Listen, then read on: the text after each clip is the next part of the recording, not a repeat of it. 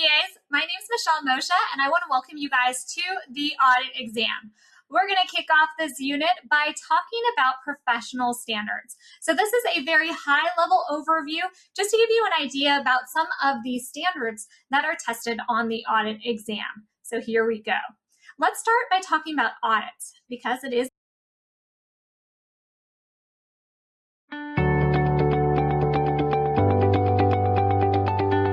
Hey future CPAs, my name is Michelle Moshe, and I want to welcome you guys to the audit exam. We're going to kick off this unit by talking about professional standards. So this is a very high-level overview just to give you an idea about some of the standards that are tested on the audit exam. So here we go. Let's start by talking about audits because it is the audit exam. So when we talk about audits, we need to know what type of client it is. Are we talking about a non-issuer? So those are your private companies. So such as those mom and pop shops in town. So when an auditor is auditing a non-issuer, they can look to Statement on Auditing Standards for their guidance. What about audits of issuers? So those are your public companies that file with the SEC. For them, the auditor is going to look towards Public Company Oversight Board, often referred to as PCAOB, and they're going to look towards the PCAOB auditing standards. What about audits for government organizations, programs, activities, or entities that receive governmental funds? Well, those audits are going to follow generally accepted government auditing standards. Now, just to give you an overview, the first 4 units of audit are going to be focusing on audits. And specifically, we're going to be focusing on audits for non-issuers and for issuers. And audits are on historical financial information. So we're going to be looking at things that have happened in the past. Now, it is called the Audit and Attestation Exam. That's right. CPAs can issue reports not only on audits of historical financial statements, but they can also issue reports on items other than historical financial statements. So, for example, a client may ask the CPA to examine their financial forecast, which is a financial statement based on the expected financial results of a future period. A CPA can perform this service, and they would follow Statement on Standards for Attestation engagements. So Statement on Standards for Attestation engagements includes 3 types of engagements, which are examinations, reviews, and agreed upon procedures. And these types of engagements are on subject matters other than historical financial statements. You're going to learn way more about Statement on Standards for Attestation engagements in A5. Now, the CPA exam also tests Statements on Standards for Accounting and Review Services.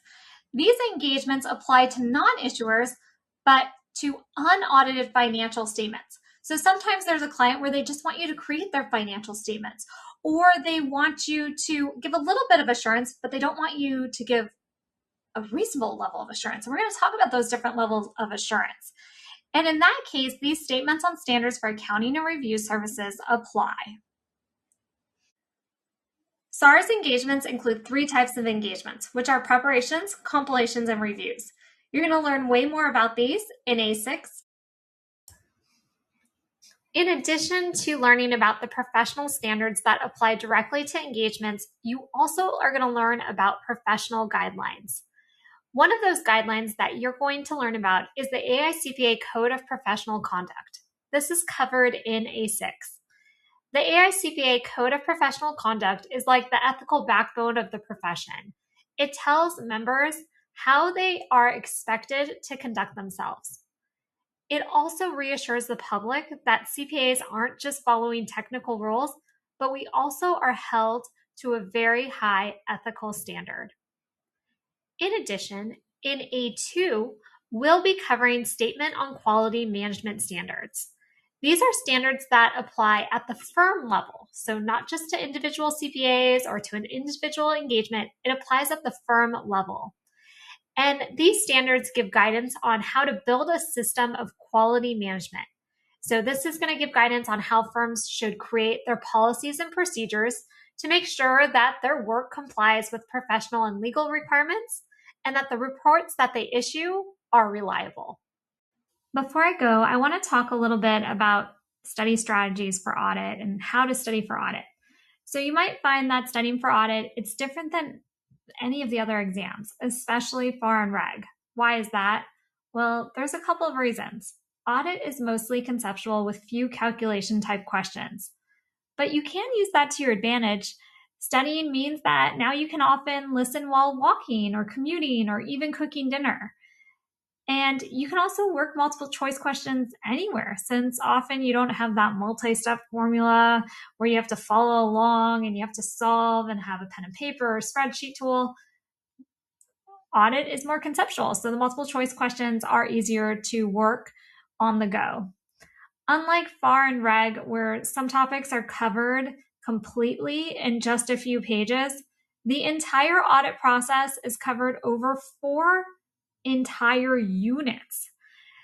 So when you are going through your multiple choice questions, when you're going through your task-based simulations, some of the incorrect answer choices are going to come from other units. What does that mean to you for studying?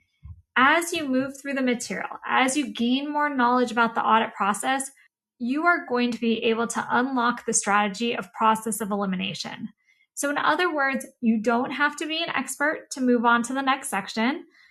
And the good news is that when you come back to review, you are going to find the questions are so much easier because you have that full picture.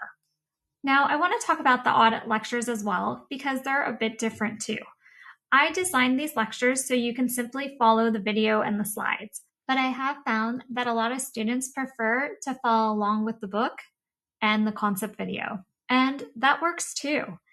If you like to follow along with the book and the concept video, so you're following the book rather than the slides, here's a quick heads up of items you'll find in the concept videos, but not in the textbook. So the first one is study guides. So how do you identify that slide is a study guide? It's going to be a slide that's not in the textbook, and it's going to summarize several key points. These are my own summaries of key points. It's kind of like a shortcut to the essentials that you need to know. I recommend printing those guides out, keeping them nearby during your first pass through the material. They are perfect for quick referencing. But once you move to the review stage, then I recommend trying to commit those to memory. I've also added in visuals. So audit is quite wordy, very few numbers. So I've added a ton of visuals to bring this book to life. And you'll find a lot of those in Unit 4 when we cover transaction cycles. And you don't have to print those. They are just there to aid in your understanding process. In addition, you'll find a lot of real-life examples in the concept videos. I'm bringing these real-life examples to make sure that what you're hearing is relatable. Don't have to take notes on those, but it should help the topic stick better. Exam tips. Sprinkled throughout the lectures, I have exam tips. So I've studied the released exam questions, and I've noticed some clever patterns the examiners like to use to trip our students up. So I'm going to point those out to you as we go, and I'm going to share strategies along the way on how to narrow your answer choices so you feel ready for anything on test day. So all this to say that you've got this, and you have a huge support group cheering you on. Auditing is going to get easier as you keep moving through the material. So again, if some of the multiple choice questions are like, I couldn't narrow it down, just keep moving as it's going to come together all near the end. So let's go ahead and get back to this audit material. So that's a very high level summary of the professional standards that are tested on this audit and attestation exam. You don't need to memorize it just yet, but we're going to be going through these throughout the textbook. So we just wanted to have one spot where you could reference all those standards.